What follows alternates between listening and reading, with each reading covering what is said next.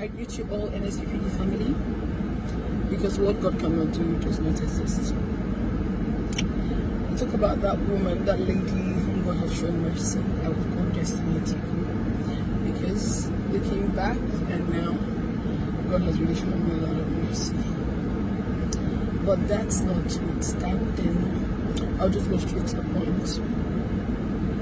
So I've never done this, but I just thought, because this happened, some people buy gifts and they say to themselves, this is from me to me.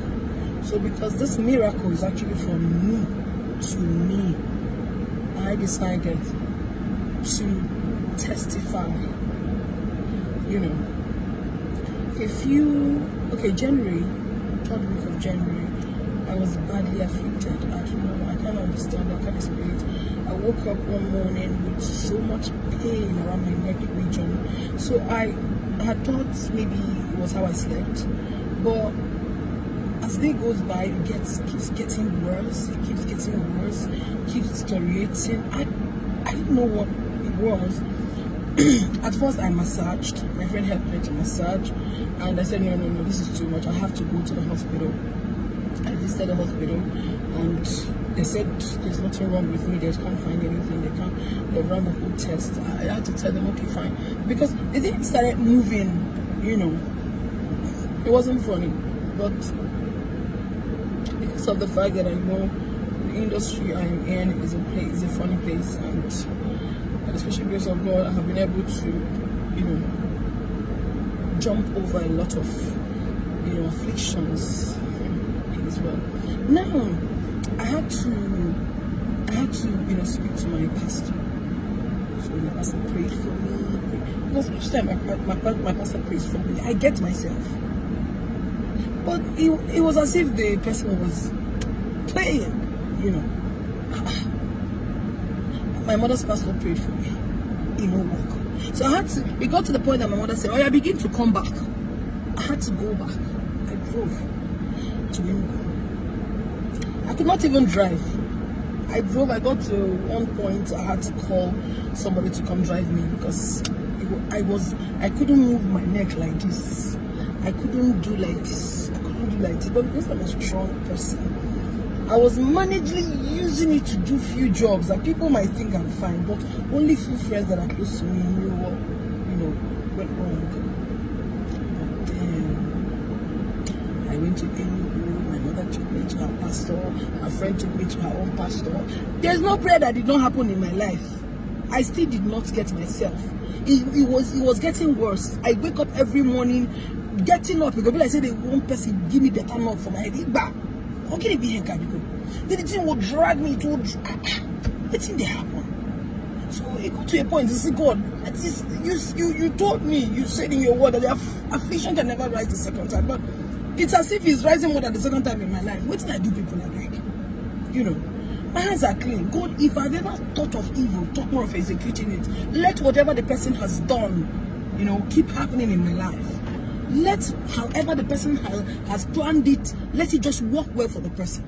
But if I, Destiny Atiku, has never, ever, ever done anything against anybody, God, please fight for me. Then that one fateful morning, I'd left Enugu after staying a few days. I was not fine. I told my mom, let me come back. Got back to that's all of that too. Then waking up the next morning, okay, my Iran and Iraq, the war, it was as if those two countries, they were here just now. Now I pure one as we see. Now I said, what the fuck? What is going on? No. So I was so pained. I said, God, what did I do? Who have I offended? Then my spirit just said, can you pray? I said, where won't begin to pray? Who have not prayed for me? They have prayed for me. Where will I even begin to pray? And I remember NSPPD platform. I just opened my phone. It was almost finished. It was just about 7:48. I just tapped in and immediately I got in there. What I was hearing was, Lord, show me mercy and deliver me. Lord, show me mercy and deliver me. I queued in. Lord, show me mercy and deliver me. Lord, show me mercy and deliver me. Like, I didn't even, that was all. I started with that, Lord, show me mercy. And at that point, Pastor Jerry was there in the pulpit, crying. You know, he was addressing the crowd, of course, you know, the people in the platform. He was crying and saying, Lord, show me mercy and deliver me. And I cued in, Lord, show me mercy and deliver me. Before I knew it, I began to blast in tongues. I began to speak in tongues. And on top of my bed, I was, you know. But getting myself, I was already in front of the door to the stairs, close to my altar. That was where I found myself. I did not know how I didn't know how I got to that place. And getting up from where I went, because I really went far. I was blasting in tongue. I was, Jesus Christ. By the time I got up, I realized that the neck that was very static, like that was like I was like a statue, you know. I couldn't do this. Then the thing now was moving from my neck region down to my back. So as it was moving around my body, I could tell that this is not normal. But because my mother has BP and I had lost my father, I do not want to, you know, probably every small thing I'll begin to tell my mom, see. Because I want that woman to be alive to carry my children. I want to feel that love. So I don't always call her to say, Mommy, see you. So the whole thing, I was praying, I was praying, I was shouting, I was calling on God. I say, God, you will never forsake me. Someone did this to me, and the person opened his mouth or her mouth, whoever that did it said that there would never be a place Destiny Etiko would go and get liberation. I can never get salvation. And I say, God, who is that has said a word and it comes to pass when you, the Lord God Almighty, has not spoken? Nobody. And I got it. I began to cry. I began to pray. I began to say words. I began to talk to God. I said, a broken and a contrite heart, oh God, you don't despise. Do not forsake me.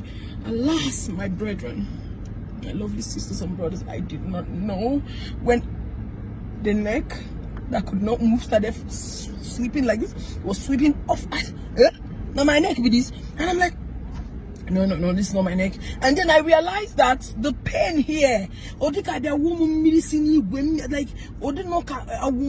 like, it was so cold, like they poured me cold water here. I see, Jesus, am I getting the salvation already? Didn't someone say that I would never get salvation? Am I getting it? And I said, okay, let me not be so excited immediately. Let me even, you know, hold it back and understand what is going on right now. And then I said, let me try, because here I have ulcer, right? And also every time on the platform I used to say, God, please, you know, help me with this ulcer. It's been over the years. But then whenever I put it, I say, God, I don't have ulcer again. I can never ever have ulcer again. The ulcer is gone.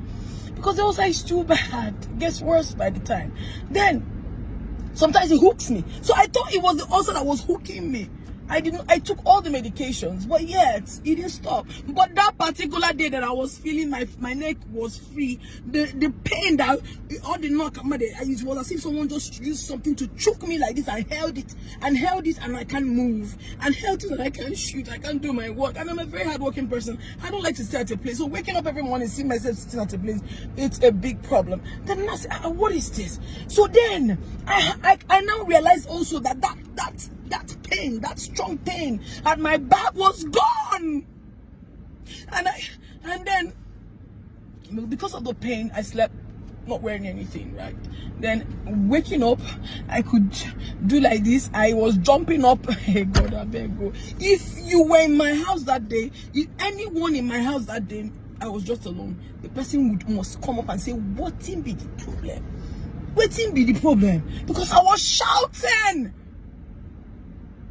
God healed me. God showed me mercy. God delivered me through the platform of NSPPD. And this is from me to me.